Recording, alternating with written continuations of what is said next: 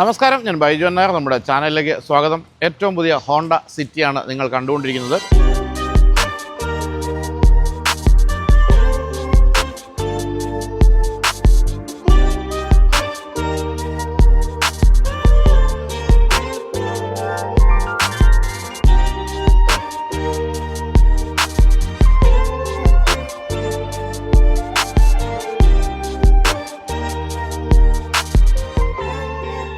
രണ്ടായിരത്തിലാണ് അവസാനമായി ഹോണ്ട സിറ്റിക്ക് ഒരു ഫേസ് ലിഫ്റ്റ് വന്നത്. അത് 5th ജനറേഷൻ ആയിരുന്നു. ഇപ്പോൾ വീണ്ടും ഒരു ഫേസ് ലിഫ്റ്റ് വന്നിരിക്കുന്നു. ഇൻറ്റീരിയറിലും എക്സ്റ്റീരിയറിലും ഒക്കെ മാറ്റങ്ങളുണ്ട്. ഹോണ്ടയുടെ പ്രെലൂഡ് എന്ന് പറയുന്ന ഒരു പുതിയ മോഡൽ വന്നിട്ടുണ്ട്. അതായത് അക്കോർഡിൻ്റെ ഏറ്റവും പുതിയ മോഡലായിട്ടാണ് കണക്കാക്കപ്പെടേണ്ടത്. അത് ഇവിടെ എത്തിയിട്ടില്ല, ജപ്പാനിലൊക്കെ ഉണ്ട്. ആ ഒരു വാഹനത്തിൻ്റെ മുൻഭാഗവുമായിട്ട് കാര്യമായ രീതിയിൽ സാദൃശ്യമുള്ള രീതിയിലാണ് ഏറ്റവും പുതിയ ഹോണ്ട സിറ്റി വന്നിരിക്കുന്നത്. ഹോണ്ട സിറ്റിയുടെ മറ്റൊരു റെക്കോർഡ് കൂടിയുണ്ട്. ഇന്ത്യയിൽ ഏറ്റവും കൂടുതൽ കാലമായിട്ടും ഓടിക്കൊണ്ടിരിക്കുന്ന സെഡാൻ എന്നുള്ള ഒരു പേര് ഈ ഒരു വാഹനത്തിനാണുള്ളത്. 1998 വിപണിയിലെത്തുകയും ഇതുവരെ ഏതാണ്ട് 9 ലക്ഷം യൂണിറ്റുകൾ വിൽക്കുകയും ചെയ്തു ഇന്ത്യയിൽ എന്നുള്ളതാണ് ഈ വാഹനത്തിൻ്റെ പ്രത്യേകത. എല്ലാ കാലത്തും ഹോണ്ട സിറ്റിക്ക് ആവശ്യക്കാരുണ്ട്. ഹോണ്ട സിറ്റി പല സമയത്തും വേണ്ടത്ര അപ്ഡേറ്റഡ് ഒന്നും ആയിട്ടില്ലെങ്കിൽ പോലും ഇത് വാങ്ങിക്കാൻ ആൾക്കാർ ധാരാളമുണ്ട്. പ്രൊഫഷണൽസിൻ്റെ ഏറ്റവും പ്രിയപ്പെട്ട വാഹനമാണ്. ഡോക്ടേഴ്സ് പോലുള്ളവരെല്ലാവരും എപ്പോഴും ഹോണ്ട സിറ്റിയാണ് ഇങ്ങനെ മാറ്റി വാങ്ങിച്ചുകൊണ്ടിരിക്കുന്നത്. ഗ്ലോബൽ സെയിൽസ് നോക്കുകയാണെങ്കിൽ ഇന്ത്യയിലാണ് ഹോണ്ട സിറ്റിയുടെ 25% സെയിലും നടന്നിരിക്കുന്നത്. അത്രയധികം ഇന്ത്യക്കാർക്ക് ഇഷ്ടമുള്ള മോഡലാണ് ഹോണ്ട സിറ്റി. അപ്പോൾ ഇപ്പോൾ വന്നിരിക്കുന്ന ഏറ്റവും പുതിയ മാറ്റങ്ങൾ എന്താണ് നമ്മളൊന്ന് ഓടിച്ച് ഒന്ന് കാണാൻ പോവുകയാണ്. അതിനുശേഷം 28, 29 ദിവസങ്ങളിൽ തീയതികളിൽ നമുക്ക് ബാംഗ്ലൂർ വിമാനത്തിൻ്റെ മീഡിയ ഡ്രൈവിനും വിളിച്ചിട്ടുണ്ട്. അപ്പോൾ ഇത് നമുക്കൊന്ന് ജസ്റ്റ് ഒന്ന് ഓടിച്ച് കാണാം. അപ്പോൾ മുൻഭാഗത്തിനാണ് ഏറ്റവും കൂടുതൽ മാറ്റം എന്ന് ഞാൻ പറഞ്ഞല്ലോ. എനിക്ക് തോന്നുന്നത് 98 വന്ന ഹോണ്ട സിറ്റിക്ക് ശേഷം എനിക്ക് ഏറ്റവും ഇഷ്ടപ്പെട്ട ഒരു മുൻഭാഗം ഈ ഒരു വാഹനത്തിനാണ് വന്നിരിക്കുന്നത്. ഇതിൻ്റെ കാര്യത്തിൽ ഒരു വളരെ എലഗൻ്റാണ്, വളരെ പ്രീമിയം ലുക്കിംഗ് ആയിട്ടുള്ള ഒരു മുൻഭാഗമാണ് വന്നിരിക്കുന്നതെന്ന് പറയാം. പ്രധാനമായിട്ടും അതിനൊരു കാരണം എന്ന് പറയുന്നത് ഈ ഒരു ഹണികോം ടൈപ്പ് ഓഫ് ഗ്രില്ലാണ്. അത് ഫുൾ ബ്ലാക്ക് കൊടുത്തിരിക്കുന്നത് വളരെ ഭംഗിയായിട്ടുണ്ട്. അല്ലെങ്കിൽ തന്നെ ഈ ഒരു വാഹനം ബ്ലാക്കാണ്, അതിൻ്റെ കൂടെ നല്ല ഭംഗിയുള്ള ഹണികോം ടൈപ്പ് ഗ്രില്ല് വന്നിരിക്കുന്നു. അത് നല്ല രസകരമായിട്ടുണ്ട്. പിന്നെ വന്നിരിക്കുന്ന പ്രധാനപ്പെട്ട കാര്യം എന്ന് പറയുന്നത് വളരെ സ്ലിം ആയിട്ടുള്ള head lamp, LED head lamp വന്നിരിക്കുന്നു. ഈ ഒരു ഭാഗം കൃത്യമായിട്ടും പ്രലൂഡിനെയാണ് ഓർപ്പിക്കുന്നത്. അതിൽ ഒരു സിംഗിൾ എലമെൻ്റാണ് കൊടുത്തിരിക്കുന്നത് ഹെഡ്ലൈറ്റിന്, പക്ഷേ നല്ല ബ്രൈറ്റ് ആയിട്ടുള്ള ഹെഡ് ലാമ്പാണ്. അതുപോലെ തന്നെ ഈ ഒരു ഡേ ടൈം റണ്ണിങ് ലാമ്പും വ്യത്യസ്തമായ രൂപവുമാണ്. അതും വളരെ തീർത്തും പുതിയതാണ് എന്നാണ് പറയേണ്ടത്. മറ്റൊരു കാര്യമുള്ളത്, ഇവിടെയൊക്കെ എയർ സ്കൂപ്പൊക്കെ വന്നു എന്നുള്ളതാണ്. എയർ സ്കൂപ്പൊക്കെ വന്നു കഴിഞ്ഞപ്പോൾ നമ്മൾ ഓടിച്ചിട്ടില്ലെങ്കിൽ പോലും ഓടിച്ച ഒരാൾ എന്നോട് പറഞ്ഞത് കുറേ കൂടെ സ്പോർട്ടി ആയിട്ടുണ്ട് ഈ വാഹനം എന്നുള്ള കാര്യമാണ്. അത് കുറച്ചുകൂടി എയറോഡൈനാമിക്കായി മാറിയിട്ടുണ്ട് എന്നാണ് തോന്നുന്നത്.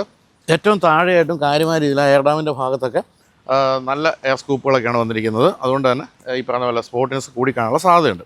താഴെയായിട്ട് ലോവർ ലിപ്പോയുടെ ഭാഗം കൊടുത്തിരിക്കുന്നു. ഈ കട്ടുകളും ഗ്രീസുകളൊക്കെ നല്ല രസകരമായിട്ടുണ്ട്. ഈ സൈഡിലൊക്കെയുള്ള ഒരു ചെറിയ കട്ടുകളൊക്കെയാണ് നല്ല ഭംഗിയായിട്ടുണ്ടെന്നാണ് പറയേണ്ടത്. അതുപോലെ തന്നെ ബോണറ്റിൻ്റെ കാര്യത്തിലൊക്കെ ബോണറ്റ് ലൈനുകൾക്കൊക്കെ വ്യത്യാസം വന്നു. അതങ്ങനെ ചെരിഞ്ഞിറങ്ങി ഈ ഒരു കൂർത്ത മുൻഭാഗത്തേക്ക് ചേരുന്നതാണ് ഏറ്റവും ഭംഗിയുള്ളൊരു കാര്യം. ഇവിടെ ഹോണ്ടയുടെ വലിയ ലോഗോയും കൊടുത്തിരിക്കുന്നു. അങ്ങനെ മുൻഭാഗം തീർച്ചയായിട്ടും ഭംഗിയുള്ളതായിട്ട് മാറിയിട്ടുണ്ടെന്നുള്ള കാര്യം സംശയമില്ല. മറ്റു കാര്യമുള്ളത്, ഈ വാഹനത്തിൻ്റെ കാര്യത്തിൽ ഇതിൻ്റെ പ്ലാറ്റ്ഫോമിലൊന്നും ഒരു മാറ്റവും വന്നില്ല. ഇതൊരു ഫേസ് ലിഫ്റ്റ് മാത്രമായിട്ട് കണ്ടാൽ മതി. അതുകൊണ്ട് തന്നെ വീൽ ബേസ് ആയാലും ഗ്രൗണ്ട് ക്ലിയറൻസ് അത്തരം കാര്യങ്ങളൊന്നും യാതൊരു മാറ്റവുമില്ല. വലിപ്പത്തിലും ഒരു മാറ്റവും സംഭവിച്ചിട്ടില്ല. അതുകൊണ്ട് തന്നെ സൈഡ് പ്രൊഫൈലിൽ നമുക്കിപ്പോൾ കാര്യമായ മാറ്റങ്ങളൊന്നും കാണാനില്ല. ആകെ മാറ്റം എന്ന് പറയുന്നത് ഈ ഒരു അലോയ് വീലിൻ്റെ ഡിസൈനിൽ വന്ന മാറ്റമാണ്. നല്ല ഭംഗിയായിട്ടുണ്ട്. ബ്ലാക്കും അതുപോലെ തന്നെ ഒരു ബ്രഷ്ഡ് അലൂമിനിയം ഫിനിഷും കൂടിയാണ് കൊടുത്തിരിക്കുന്നത്. ബ്രഷ് അലൂമിനിയത്തെ കുറച്ച് ഡാർക്ക് കൂടിയാണ്. ആ ഒരു ബ്രഷ്ഡ് അലൂമിനിയം ഫിനിഷും ഈ ബ്ലാക്കിലൂടെ ചേരുമ്പോൾ നല്ല ഭംഗിയായിട്ടുണ്ടെന്ന് പറയാം. സൈഡ് വ്യൂ മിറേഴ്സിനും ഒക്കെ ബ്ലാക്ക് ഫിനിഷ് കൊടുത്തിരിക്കുന്നു. അതെല്ലാം നല്ല ഭംഗിയായിട്ടുണ്ട്. അതുപോലെ അഡാസിൻ്റെ ഫീച്ചേഴ്സൊക്കെ ഉണ്ട്. ക്യാമറ പോലുള്ള കാര്യങ്ങളെല്ലാം കൊടുത്തിട്ടുണ്ട്. സൈഡ് ഇൻഡിക്കേറ്ററും അതിൽ കാണാം. സൈഡിൽ ഈ പറഞ്ഞ പോലെ ബോഡി ലൈനുകൾക്കൊന്നും വ്യത്യാസമില്ലാത്തതുകൊണ്ട് തന്നെ അങ്ങനെ നിങ്ങൾക്ക് വലിയ വ്യത്യാസമൊന്നും സൈഡിൽ തോന്നാനുള്ള സാധ്യതയുമില്ല. പിന്നെ മാറ്റം സംഭവിച്ചിരിക്കുന്നത് പിൻഭാഗത്താണെന്ന് പറയാം. പിൻഭാഗത്ത് ടെയിൽ ലാമ്പിൻ്റെ കാര്യത്തിൽ കാര്യമായ മാറ്റമാണ് സംഭവിച്ചിരിക്കുന്നത്. അതിൻ്റെ ഷേപ്പിൻ്റെ കാര്യത്തിലും അതുപോലെ കുറച്ച് വൈറ്റിഷ് ആയിട്ടുള്ളൊരു ഇൻസേർട്ടുകളൊക്കെ അതിൽ വന്നു. അതുപോലെ ഇൻഡിക്കേറ്റർ ഉൾപ്പെടെയുള്ള കാര്യങ്ങൾ ഉൾപ്പെടുന്ന ഈ ഒരു കൺസോളിൻ്റെ രൂപം മാറിയിട്ടുണ്ട്. താഴേക്ക് വരുമ്പോൾ വീണ്ടും ഇവിടെയൊക്കെ മാറ്റങ്ങളാണ്. ഈ ഒരു ബമ്പറിൻ്റെ ഭാഗമൊക്കെ പാടെ മാറിയിട്ട് അവിടെ ഒരു റിഫ്ലക്ടർ പോലുള്ള കാര്യങ്ങളൊക്കെ വന്നു. അതുപോലെ തന്നെ വലിയൊരു എയർഡാം പോലൊരു ഭാഗം ഇതിൻ്റെ താഴെയും വന്നു. അത് നല്ല ഭംഗിയായിട്ടുണ്ട്. എന്തായാലും ഇവിടുത്തെ ഒരു എന്താ പറയുക, ഇൻ്റഗ്രേറ്റഡ് സ്പോയിലർ പോലൊരു ഭാഗം വന്നിരിക്കുന്നതൊക്കെ നല്ല ഭംഗിയാണ്. അവിടെ തന്നെ ഷാർഫിന് ആൻറ്റിനയുണ്ട്. പിന്നെ ഈ ഒരു ബ്ലാക്കിൽ ഇങ്ങനെ തെറിച്ച് നിൽക്കുകയാണ് ഹോണ്ടയുടെ ആ ഒരു ലോഗോ എന്ന് പറയുന്നത്. എന്നാൽ ഈ ഭാഗമൊക്കെ വളരെ രസകരമായിട്ടുണ്ട്. എനിക്ക് ഇവിടുത്തെ ആ കട്ടുകളുമൊക്കെ മുൻഭാഗത്തിന് സമാനമായിട്ട് കൊടുത്തത് ഇഷ്ടപ്പെട്ടു. പിന്നെ എല്ലാ കാലത്തും ഹോണ്ട സിറ്റിയെ കുടുംബങ്ങളുടെ പ്രിയപ്പെട്ട വാഹനമാക്കി നിർത്താൻ ഒരു കാരണം ബൂട്ട് സ്പേസാണ്. ഇഷ്ടംപോലെ boot space, 506 litre boot space ഉണ്ട്. തന്നെയല്ല, ഹോണ്ടയുടെ ഒരു നിർമ്മാണ നിലവാരമൊക്കെ അറിയണം. നമുക്ക് ബൂട്ടൊന്ന് തുറന്ന് നോക്കിയാൽ എന്ത് ഭംഗിയായിട്ടാണ് എല്ലാം ക്രമീകരിച്ചിരിക്കുന്നത്.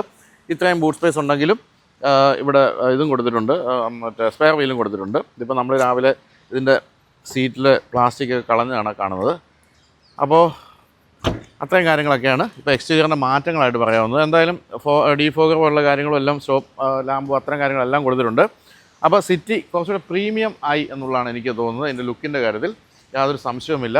കട്ടുകളും മറ്റും ക്രീസുകളൊക്കെ നല്ല ഭംഗിയായിട്ടുണ്ട്. വളരെ ഷാർപ്പായിട്ടുള്ള ലൈനുകൾ, അതുപോലെ തന്നെ ഷാർപ്പായിട്ടുള്ള LED ലൈറ്റ്, മുൻഭാഗത്ത് ആ ഒരു ഹണികോം കൈൻഡ് ഓഫ് ഗ്രില്ല്, ഇത്രയും കാര്യങ്ങളാണ് പ്രധാനമായിട്ടും മാറ്റം സംഭവിച്ചിരിക്കുന്നത്. ഇനി ഉൾഭാഗത്ത് കയറാം. ഉൾഭാഗത്ത് എന്തൊക്കെയാണ് മാറ്റങ്ങളെന്ന് നോക്കാം.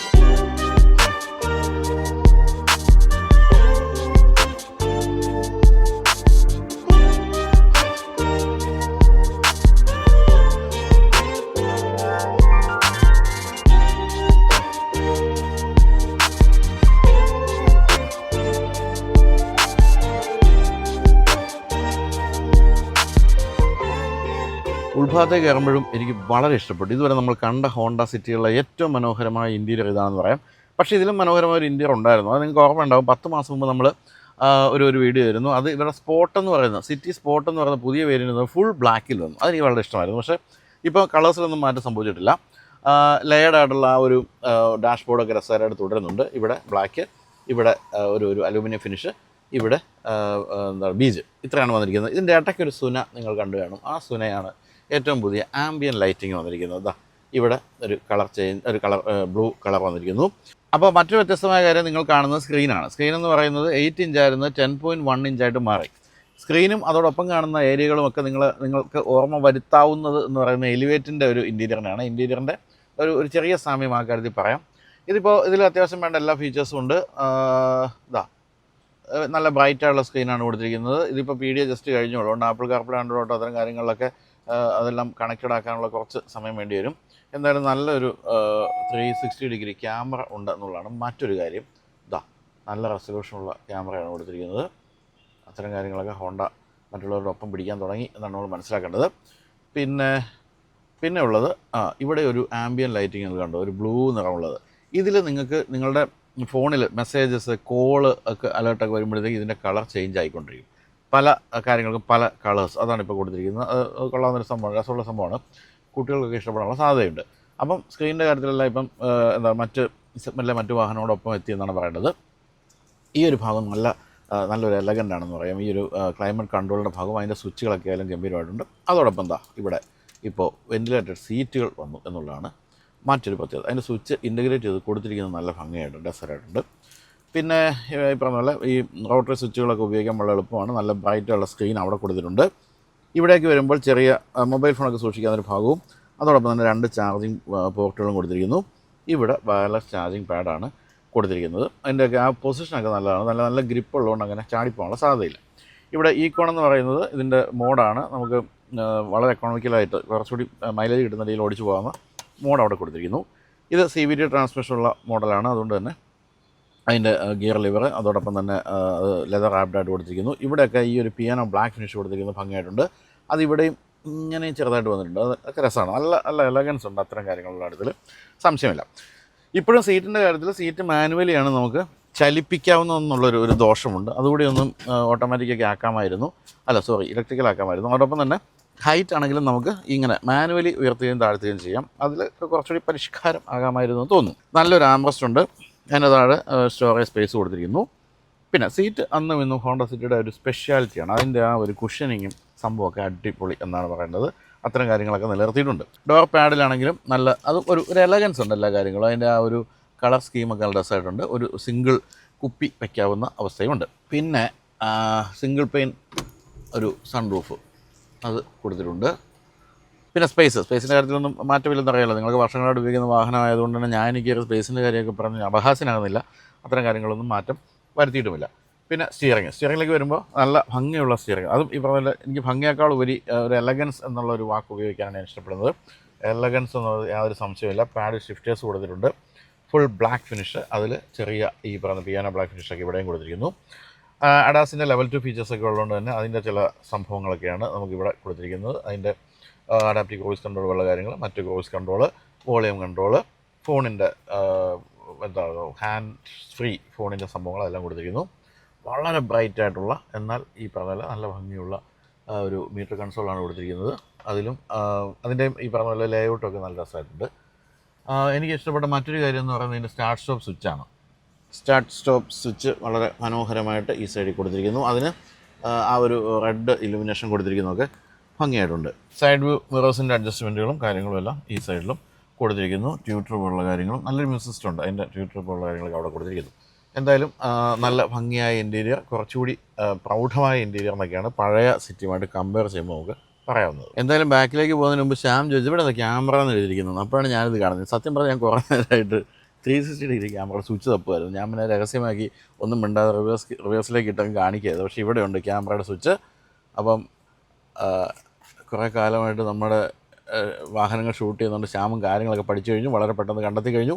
അതിൻ്റെ പല ആംഗിളുകളിൽ നമുക്ക് ഇതിൽ ഓരോ തവണ പ്രസ് ചെയ്യുമ്പോഴും മാറ്റം വരുന്നുണ്ട്. അപ്പോൾ thank you mister Shyam. Honda സിറ്റിയുടെ മറ്റൊരു പ്രത്യേകത, അതായത് ഫാമിലികൾ ഇഷ്ടപ്പെടാനുള്ള കാരണം ഞാൻ നേരത്തെ പറഞ്ഞ ബൂട്ട് സ്പേസ് കഴിഞ്ഞാൽ ഇതാണ് പിൻഭാഗത്തെ സ്പേസ് എന്ന് പറയുന്നത് ഇഷ്ടം പോലെയാണ്. ഈ സീറ്റ് മുന്നിലേക്ക് നീക്കിയിട്ടിരിക്കുന്നു, ഈ സീറ്റ് പിന്നിലേക്ക് നീക്കിയിട്ടിരിക്കുന്നു. എന്നിട്ട് നിങ്ങൾക്ക് കാണാമല്ലോ എത്രത്തോളം സ്പേസ് ഉണ്ടെന്നുള്ള കാര്യം. തന്നെയല്ല വളരെ തോട്ട്ഫുള്ളായിട്ട് ചെയ്തൊരു കാര്യം വെച്ചാൽ ഇവിടെ ഒരു അല്പം ഉയർന്നാണ് ഇരിക്കുന്നത്.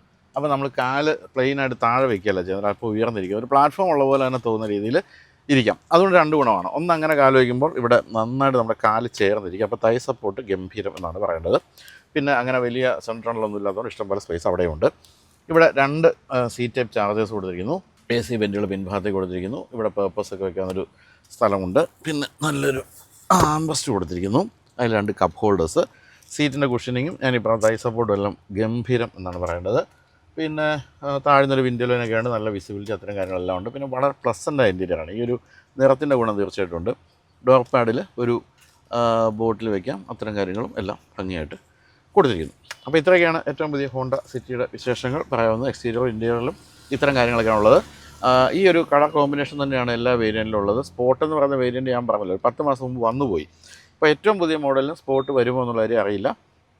വന്നു കഴിഞ്ഞാൽ ഫുള്ളായിട്ട് എക്സ്റ്റീരിയറും ഇൻറ്റീരിയറും ഫുൾ ബ്ലാക്ക് ആയിട്ടുള്ള ഹോണ്ട സിറ്റി നമുക്ക് കിട്ടും. ഞാൻ അതിന് വേണ്ടി കാത്തിരിക്കാം.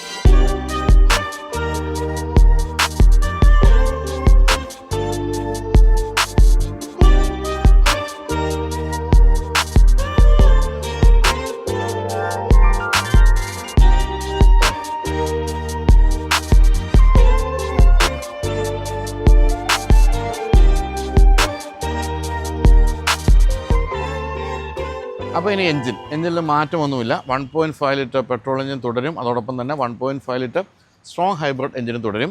പെട്രോൾ എഞ്ചിൻ 121 bhp അതുപോലെ സ്ട്രോങ് ഹൈബ്രിഡ് എന്ന് പറയുന്നത് 126 bhp അപ്പോൾ അത് രണ്ടും തുടരുക തന്നെ ചെയ്യും. മറ്റു മാറ്റങ്ങളൊന്നുമില്ല. എങ്കിൽ പോലും ഞാൻ പറഞ്ഞല്ലോ, നേരത്തെ ഓടിച്ചൊരാൾ എന്നോട് പറഞ്ഞത് കുറച്ചുകൂടി ഒരു പവർ തോന്നുന്ന രീതിയിലാക്കി. കാരണം അതുപോലെ വിൻഡ് ഫ്ലോ കുറച്ചുകൂടി നന്നായിട്ടുണ്ട്, എയറോ ഡൈനാമികത അല്പം കൂടി വർദ്ധിച്ചിട്ടുണ്ടെന്നുള്ള കാര്യമാണ്.